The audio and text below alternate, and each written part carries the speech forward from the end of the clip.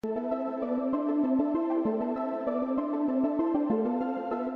soja, d'abord dans un premier temps, est utilisé pour l'alimentation humaine.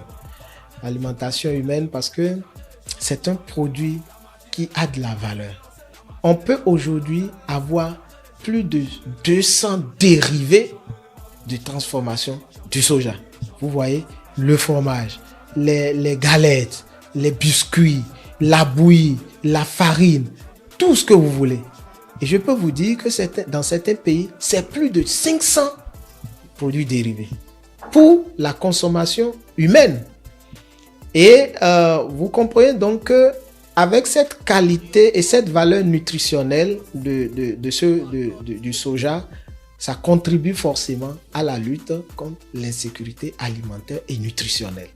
C'est l'une des raisons fondamentales qui font que le gouvernement aujourd'hui est assez regardant sur l'amélioration de la position du soja. Soja pour le Bénin, pour les autres pays. Alors, dans un second temps, le soja est également utilisé pour l'alimentation animale. Il y a des industries qui font la provende avec le soja. Et le soja fait partie des matières premières principales donc, dans la fabrication de ces aliments-là. Pour la volaille, pour les gros ruminants, pour les petits ruminants, ainsi de suite. Et à part ça, le soja est également utilisé dans l'industrie alimentaire pour obtenir de l'huile végétale. Et cette huile est également très recherchée aussi bien au Bénin que dans la sous-région et à l'international. Sans parler donc des tourteaux qui, issus sous-produits donc de la transformation de l'huile, rentrent également encore dans la production des aliments de bétail. Donc vous voyez, le soja est aussi bien utile pour les hommes que pour les animaux, pour une bonne santé.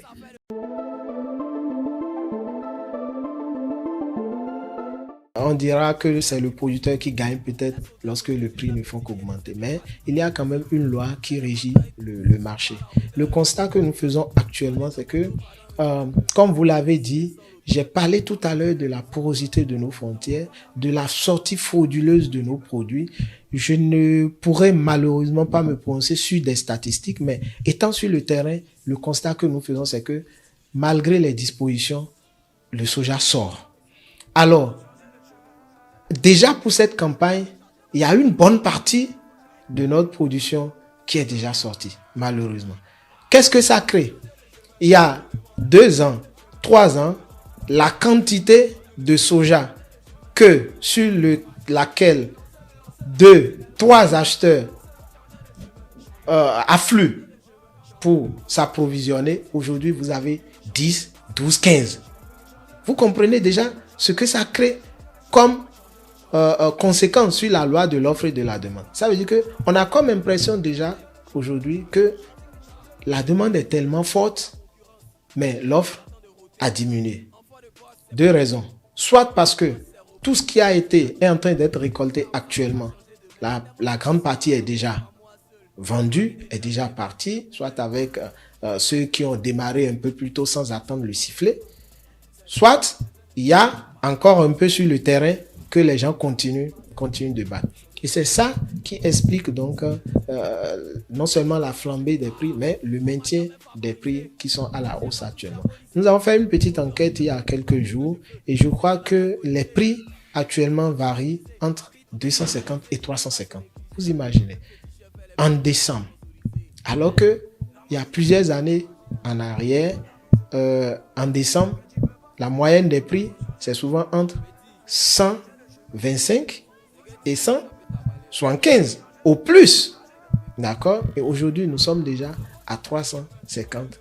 Et quand vous imaginez un peu l'évolution des prix, la campagne passée, vous allez voir que c'est des prix qui n'ont fait que constamment évoluer. C'est vrai, sur le plan national, ça a créé certaines difficultés donc, à ces entreprises qui ont besoin du soja pour fabriquer l'aliment des bétails et même pour nous les hommes.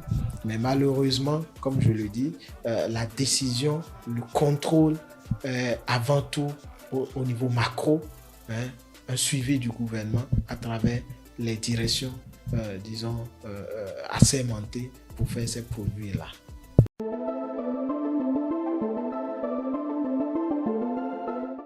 Quand déjà vous analysez un peu la progression en termes de production, vous allez comprendre que de plus en plus, les producteurs produisent le soja. Est-ce que vous voyez? Ça, la motivation, c'est bien évidemment à cause de l'intérêt qu'ils y trouvent. Le soja contribue forcément à l'amélioration du revenu des ménages. C'est une source complémentaire de revenus. Non seulement les ménages ont de l'argent, mais ils se nourrissent, ils mangent qualité et se maintiennent en bonne santé.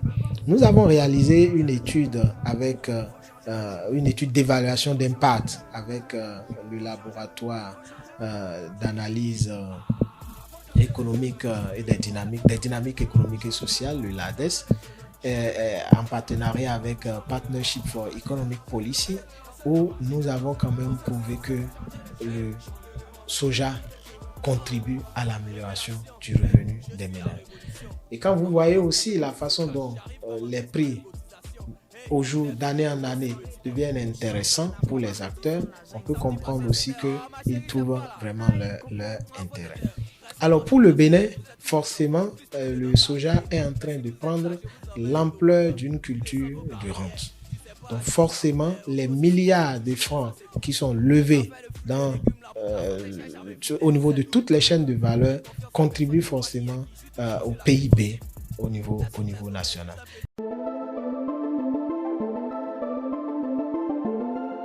C'est d'abord de remercier tous les producteurs de soja de notre réseau, de l'Union nationale des producteurs de soja. C'est de remercier tous les élus à travers leur président, M. Steve Adjama, qui, je crois, par son leadership, permet à l'équipe technique vraiment d'accompagner la mise en œuvre des décisions du conseil d'administration et des décisions de l'AG.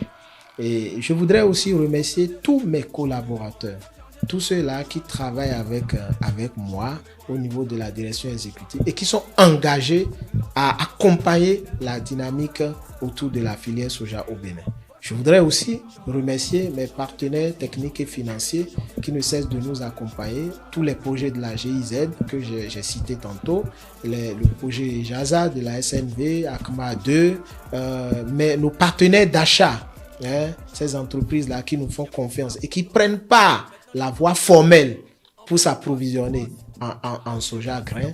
Je voudrais remercier aussi tout le travail de communication et d'information que le rural fait pour porter l'information au niveau des acteurs. Je l'ai dit tout à l'heure, tout ce que nous avons à faire, c'est de sensibiliser nos membres à connaître les décisions du gouvernement, à connaître les qualités du produit, à avoir de l'information. Et le partenariat stratégique que nous avons aujourd'hui avec le Rural Web TV nous permet de passer vraiment de l'information auprès de nos acteurs.